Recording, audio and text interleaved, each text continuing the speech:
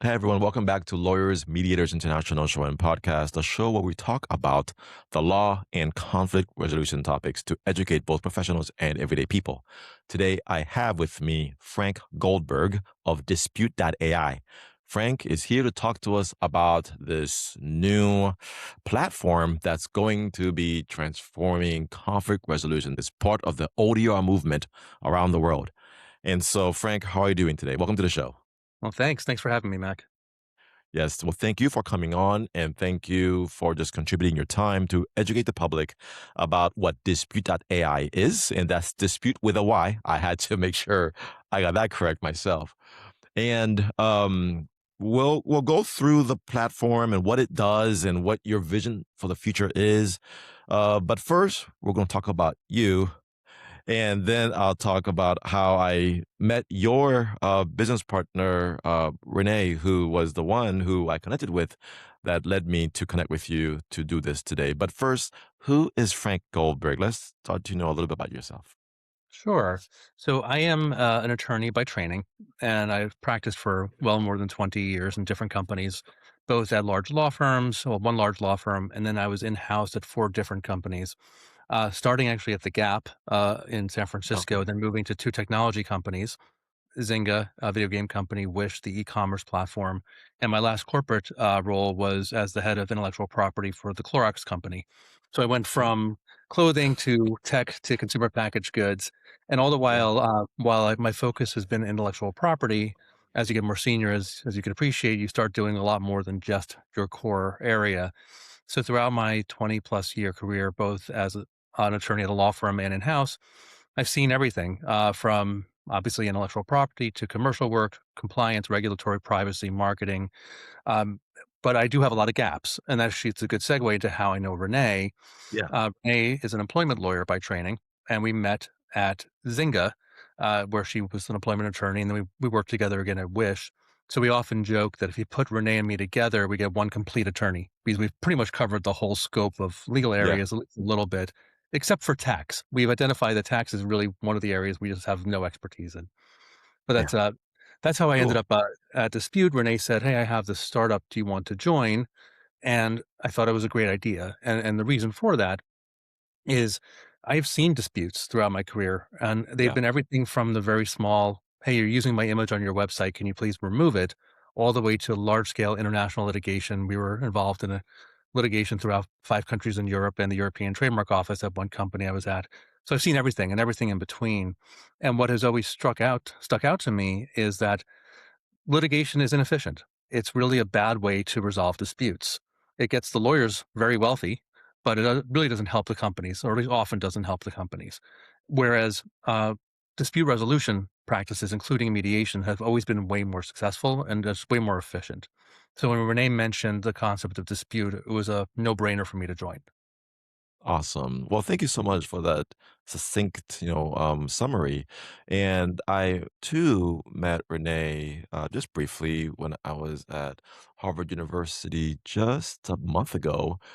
This is you guys. She was on stage at Harvard when we were doing the forum on ODR, online dispute resolution, and so I when I walked into the, main hall where we were going to be sitting, I did see y'all's table and I wanted to go by and say hello, but I didn't get a chance on the first day.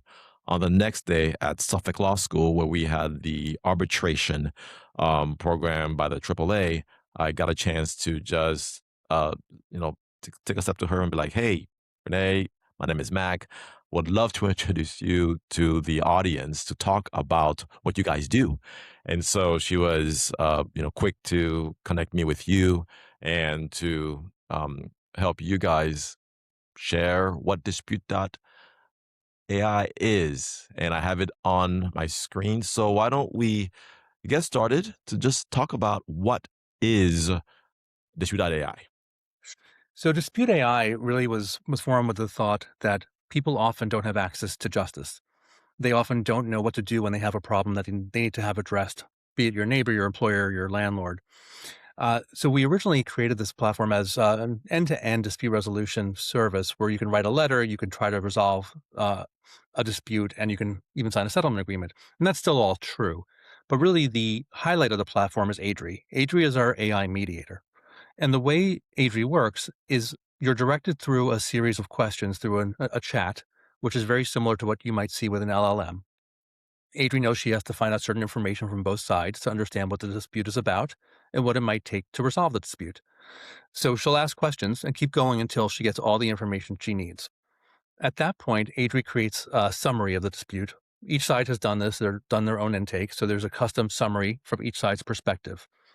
You, as the user, can then review and modify and edit the summary to make sure it's accurate and it's also what you want to convey to the other side.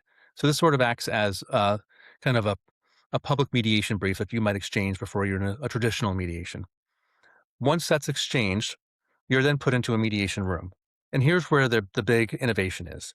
In traditional mediations, you often sit in the same room, maybe for a minute to caucus initially, but often you're just in a separate room from your adversary, and the mediator is going back and forth to try to understand what's the goal for today? How do you want to try to resolve this? Can it even resolve?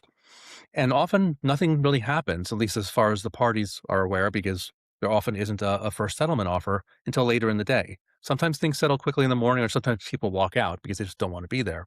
But often 4 or 5 in the afternoon is when you start having some progress. People are getting tired. The mediator has done his or her job to try to get people to realize what it might take to resolve this. What we do is quite the opposite. Based on the parties' sort of respective intakes, AG makes the first proposal. So Adri Mm, hears what is really bothering both sides, how do they want to resolve it, and suggests a reasonable way to settle the dispute. Now, the parties don't have to accept that, and actually, they often don't. Uh, Rather, they have an option to reject or modify, and if they do, they have to tell Adri why. So you can't just say, "I hate this idea and I'm going away." You say, "No, I need more money," or "No, I want a non-disparagement clause," or "No, I need a public apology," whatever it might be. And then once you tell Adri what you need to make this move forward, uh, you have a choice. Adri can suggest a new proposal based on your feedback, yeah. or you can suggest something yourself. Say, I want to modify the last proposal, or I want to put this in front of the other person. And then it goes through the same cycle again. You can accept, reject, modify. And this keeps going until the parties either come to a resolution that they're comfortable with or decide this is just not going to be productive, much like a normal mediation. While I've been fortunate, I think that every mediation I've ever been in has resolved. If not on that day, it has resolved within a week or so. Often mediations don't. So in that way, this is a very similar process.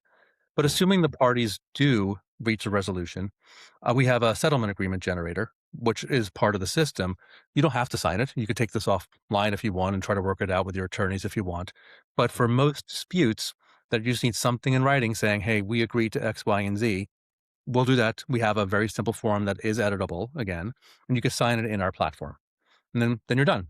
And that's sort of how Adri works in a nutshell. Got it. Well, the whole process from beginning to end, you've basically explained it all. What caught my eye in the video I was watching is that end part you were just referencing of where you can literally sign the Mhm. agreement on the spot, and then you have a binding MSA, a binding mediated Yeah, settlement agreement that could just be sent to the court, huh? you do. Now, of course, like any contract, contracts are only as good as people's words to honor them. Yeah. But yes, you do have a binding contract. It's as enforceable as any other contract might be. We have an integration with a company called DocuSeal, which is compliant with all the online signing requirements, and yeah, you have a contract. Got it. So you focus on common and often low dollar disputes and offer Adri for $2.99 per mediation. So talk to me about access to justice. There's the gap, Yeah. between what the justice people want and the justice they can afford. And so why is it important to you to make Adri available to so many people at such a low cost? Yeah, no, it's a good question. In my even in my professional career, I would see people who felt that they were legitimately harmed, often coming after the companies I represent, but Yeah. they recognize that their dollar value, the dollar value of their dispute is maybe less than $1,000, maybe less than $500, almost always less than $10,000. And the reason why those numbers are important is there are very few attorneys that you could hire that Mhm. would do work for you when they're not Yep. going to get either a commission on that, some some percentage or their hourly rate. Well, for even the $10,000 number I mentioned, you're limited to the number of attorneys who actually might want to help you. So we developed the platform in a way that is accessible to most, not everyone, of course. If you have a problem that's you asked for a comic book and it was worth $20 and they gave you one that's ripped, well, we may not be the right platform for you because you just buy the new comic. But for Yeah. many disputes, they are often low dollar value, but not so low that you don't want to pursue them. So it was important to us to create a tool that allows people to try to get some relief where they otherwise would get nothing. And it could be simple. It could be like, I have a problem with my rental car agency because they overcharged me, and I have an $800 bill that I shouldn't have gotten. Well, then it makes sense to use a lower cost provider and not hire a lawyer. This isn't for everyone, but it's for many common repeatable disputes. And as far as we also have an enterprise solution. So if you're a company that sees a lot of volume, then those Yeah. are custom packages, and it's going to be based on your volume. So it would be even less than 299 a dispute. If you're at a platform that has thousands of disputes a year, well, the numbers change because it's then based on volume. If you're a community mediation center or a mediation provider that facilitates mediations, there are enterprise prices there as well. Cool. Understood that. And so, in a way, you guys are circling back to the root of ODR, which was this eBay model, right? How do you resolve disputes at scale and Exactly. cheaply enough? Because otherwise, people are going to have broken widgets left and right that they never receive, Mhm. but they can't do anything about it because the cost of going to court is just astronomical, and they're kept out from mending the problem. Yeah. But platforms like yours kind of get to that root of the problem. There's that gap, again, that we mentioned. So I'm going to share my screen. And on here, there's a super demo that you Mm. have. So can people actually test this out? And what will be the experience when they go through this? Can they actually test Avery for free? Uh, sort of. And what I mean by that is Super Demo is a clickable version of screenshots of our website. So we Yes. curated a very common experience, but it goes slowly. So if you want to say, Okay. okay, what do I do at this step? What does that look like? So if you were to click Get Started, you would see it would show, okay, here's the first intake. Okay, I understand what this is. Let me move on to slide two. So you can click through to see what Okay. a very common workflow would be. It doesn't show everything because it's meant not to overwhelm, but just to give a perspective of what would your experience be like if you were to use Adri? If you were to try to resolve, you're looking at a screen there which shows you could even pick your avatar. Picking the Mm, avatar for your mediator doesn't have any effect, but it might make you more comfortable with the process, or not. You don't have to use an avatar at all. But you yeah. keep going. It shows how you do the intake and what happens when the intake is done and when there's a summary. So it gives you a snapshot into this is what it looks like. So when you do go to Adri for the first time, when you go to our website and you try to start with a dispute, this is not going to be foreign to you. It's a very intuitive process, at least we think it is, and the feedback we've gotten is that people really understand how this works. So Super Demo is a really good snapshot just to see what the process looks like. Got it. Cool. So, next question. A big question, in fact, is a lot of mediators may ask whether or not Adri and these sort of tools is going to replace mediators. Uh, there's a lot of consternation, as you know, in Of the course. legal space these days, in the mediation space these days, due to the fact that AI is changing things so rapidly. We don't know where this ends. We don't know where this goes. And so, well, how do you, what would you say with regards to what Adri and what Dispute AI is versus compared to what mediators have been offering for decades? Yes, and we've heard that, and it's certainly a fair point. And our philosophy is we don't want to replace mediators. We want to complement their services, and that can happen in several different ways. First, mediations, as we know, can be very expensive. One of the last mediations I was in was $30,000 for one day. Now that was inclusive of the mediator's fee, my attorney's fees, and the other side's fees. That's 30,000 for a day. So we're never going to replace those. If someone wants to go to a mediation that's $100 million value, mediators are always going to be there. But even for the smaller ones, we have a couple ways that mediators can stay involved if they want to. First, I alluded to our enterprise platform, and that is one. So if you have a mediation provider that just has a high volume and can't manage the volume, or there are number of cases that are too low dollar value for them to want to give their full attention to, they could use our tool as an intake tool, for example, Mhm. and maybe even do 1 or 2 rounds of proposals through Adri, but still be in the loop and say, okay, we got pretty far, and you just saved half a day of my time. Let's get you over the finish line. So it complements the mediators in that way because it provides them a tool they don't have before to actually handle more volume than they currently can, because otherwise we only have so much time in our day. The other part is, and it's sort of related, there are a host of disputes that currently aren't being served by anyone. So that really is where Adri can help. So this is not replacing a mediator; it's providing a service where there is no service currently. So Yeah, it's it's a not gap taking, filler. it's not cutting into the pie; it's creating a new pie effectively. Got it. And there we think that there's a lot of value there because that goes to the access to justice. Because if someone doesn't want to spend even $500 or $1,000 legitimately, why would you if you don't have to? Then we Yeah, can provide a service that's much less expensive that will hopefully get you to a result you're comfortable with, or at least realize at the end, you know what, this isn't going to work and I have to see you anyway. It's a much lower proposition that doesn't replace the mediator. It creates a different market than the mediator currently exists in. gotcha. Well, thank you. And so let's talk as we start winding down. When we talk about trust, Yeah. confidentiality, and ethics. These are topics we've been dealing with at the human side for years. Every time you go through a mediator training class, you got to talk about trust, confidentiality, and ethics. Well, now that we have AI tools like Adri to be able to help you resolve your conflicts, how does Adri deal with trust, confidentiality, and ethics? Now, these are great questions. This is something we spent a lot of time focusing on. So I'll try to take them in that order. And then some of them kind of go together because trust and ethics, in my mind, there's a lot of Yeah. overlap. First, we trained Adri on certain standards that are essential for a good mediator. Even though Adri is not a person and is not providing legal advice, we want to make sure that Adri is at least living up to the same standards as human mediators. So, for example, the iCoder online dispute resolution standards, the Yep. American Bar Association AAA model standards, JAMS mediation ethics guidelines, the NACM mediation best practices, these were all used to train Adri. So when Adri's coming up with proposals and Adri is talking to the users, Adri is ideally doing the same thing that good mediators would be doing themselves. On top of that, there's expertise. Renee and I have 40 plus years of experience as lawyers, as litigators often, and that's built into training Adri as to what good looks like.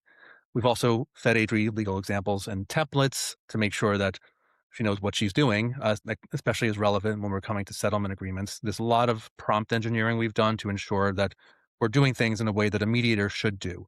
Not all mediators do, but that mediators should do. But with that, and we're worried about confidentiality. Okay, well, how do we deal with that? We access the LLMs that we use only through API and the APIs that contractually prohibit training on the use of the data.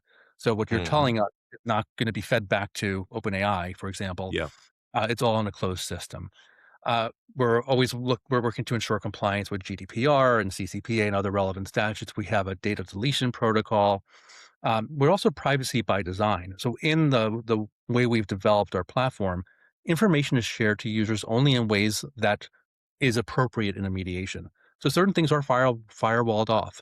For example, if I'm talking to Adrian in my chat and I say some things I don't want to get shared to the other side, they're not shared. The only things that are shared with the other side to the parties are what the parties agree to. So I mentioned the summaries of the dispute at the end, that it says very right there in big letters, this will be shared with the other side. So you have the opportunity as the user to make sure you're only providing information that you're comfortable with.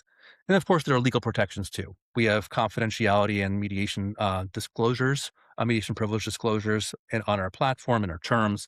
So this all is there, and the parties agree in the terms that this information can't be used in court. This is all subject to the mediation privilege. So we take it Yeah. very seriously, and I think we should, because if you're in mediation, these are often very sensitive matters, things that you're emotional about and you really are passionate about, and you should be able to talk to Adri the same way you would talk to a human mediator. Yeah. Well, thank you. And I assume that you guys put all these disclaimers very, very publicly and very Yeah. visible on your website so people can, see and feel comfortable.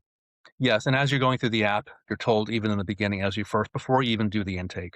So yes, it's all on their website too, but as you go into the app itself, that's there as well. So, Gotcha. yeah, there are FAQs and disclosures on the bottom. If you scroll all the way down, there's more information, there's links, so you'll see, disclosures on the bottom, right, Yeah. disclaimers rather, sorry. So it's all there, but it's also in our terms of service. And again, as you get into the flow of the mediation, before you even answer any question, you have a page that explains what you should expect, and that includes things like privilege and confidentiality and all that.